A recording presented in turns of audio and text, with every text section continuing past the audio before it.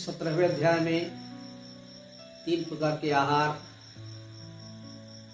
3 प्रकार के यज्ञ, 3 प्रकार के तप का वर्णन करने के बाद भगवान अर्जुन को 3 प्रकार के दान का भी वर्णन कर रहे हैं। इसमें सबसे पहले भगवान सात्विक दान क्या होता है इसके बारे में कहते हैं। दातव्यम इत्यदानम दीयते अनुपकारणे देशे काले च पात्रे च तद्दानम सात्विकम स्मृतम।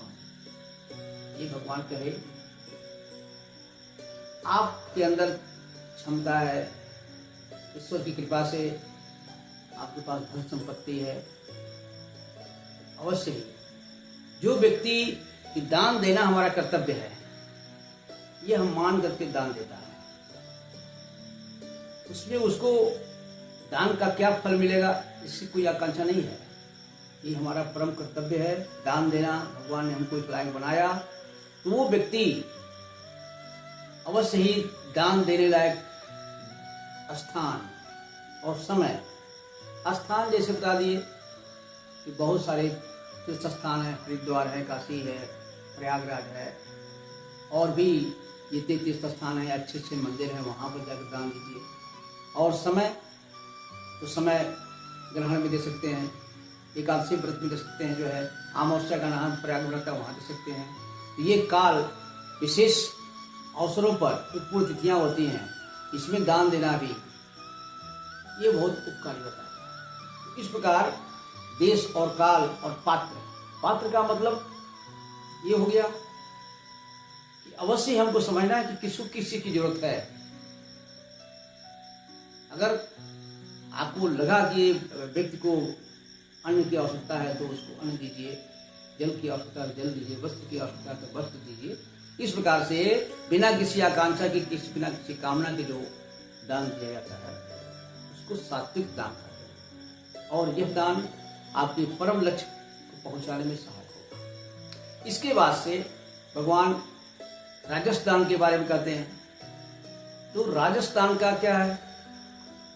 मुख्य रूप से आपको संसार में दिखाना है, अपने मान पाने के लिए, अपने बड़ाई पाने के लिए, अपनी प्रतिष्ठा दिखाने के लिए आप लोगों के सामने दान करते हैं, ये हो गया। अथवा आपको है कि मैं दान करूंगा तो हमको ये हो जाएगा, ये मेरी मनोकामना पूर्ण हो जाएगी, मेरी इच्छा पूर्ण होगी। अथवा हो सकता है कि शरीर त्याग के बाद में एकदम स्वर्गलोक में जाऊंगा, वहां पर सुख भोग करूंगा। और इस प्रकार फल को उद्देश्य में रख करके मान, बड़ाई, प्रतिष्ठा और सांसारिक भोगों की प्राप्ति अथवा परलोक में जाने की प्राप्ति, ये इस कामना के साथ जब आप कोई दान देते हैं तो वह राजसी दान होता है। लेकिन सात्विक दान तो आपको मुक्ति प्रदान करने वाला होता है, उसमें सहायक होता है। लेकिन राजसी दान आपको बांधेगा, क्योंकि दान का फल अच्छा होता है। आपने दान किया तो उसको भोग करने के लिए पुनः पुनः आपको तो आना चाहिए। इसके बाद भगवान तामस दान की बात करते हैं। तामस दान में भी जो है कि किसी खराब स्थान पर, जैसे मृक्षों का देश है वहां पर, और कुपात्र, अब कोई मद्यपान करने वाला है, कोई जुआ खेलने वाला है और ये आपका धन का दुरुपयोग कर देगा, तो इन बातों को देखना चाहिए। और आप किसी को तिरस्कार पूर्वक देते हैं, उसको अपमानित करके देते हैं, कहते हैं कि फिर मेरे दरवाजे पर मत आना। इस तरह से ये तिरस्कार पूर्वक दिया हुआ दान सारा जो है इसको तामस दान कहते हैं। और ये तामस दान आपको कभी कभी तो नरक में भी ले जाएगा। तामस दान करने वाले को जो है जब तिरस्कार पूर्वक आप दान किए, अपमानित करके दिए, तो ये उसको भी कुछ फायदा नहीं होने वाला जो लेता है, और आपको भी नहीं हो पाएगा। ये 3 प्रकार के दान जो है भगवान ने बताया। अब मनुष्य संसार में रह करके बहुत सारे यज्ञिक क्रियाएं करता है, तपस्या करता है, दान देता है। इसके बारे में भगवान आगे कहते हैं। भगवान का 3 नाम, ओम तत्सत। ओम तत्सत ये उस सच्चिदानंद घन परमात्मा का ये 3 शब्दों का नाम है। और इसके महत्व को बताते हुए भगवान कहते हैं ये जो नाम है, इसी से इस सृष्टि के आदि में ब्राह्मणों की उत्पत्ति हुई, वेदों की उत्पत्ति हुई और यज्ञों की उत्पत्ति हुई, इन्हीं 3 नामों से। अब ये नाम भगवान की कितने महत्वपूर्ण है, जय ओम तत्सत की जो वेद को जानने वाले ब्रह्मनिष्ठ लोग हैं, अब जो भी यज्ञ की क्रिया आरंभ करते हैं अथवा किसी तप का आरंभ करते हैं, तो सबसे पहले ओम ओम इस शब्द का उच्चारण करते हैं। किसी भी सफल यज्ञ को करने के पहले ये वेदनिष्ठ लोग, वेद को जानने वाले, ओम का उच्चारण करते हैं। अब इसके बाद दूसरा है तत्।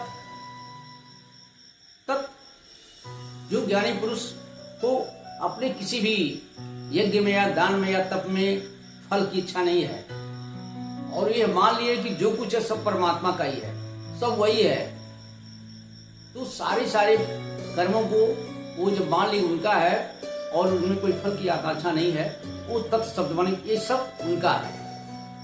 और इस प्रकार सब कुछ मान करके अहंकार की कमी हो जाती है, अपने कर्तापन की कमी हो जाती है, और वो बिना किसी फल की कामना से उनका कार्य संपूर्ण होता है, उसको तत्। और तीसरा नाम सत।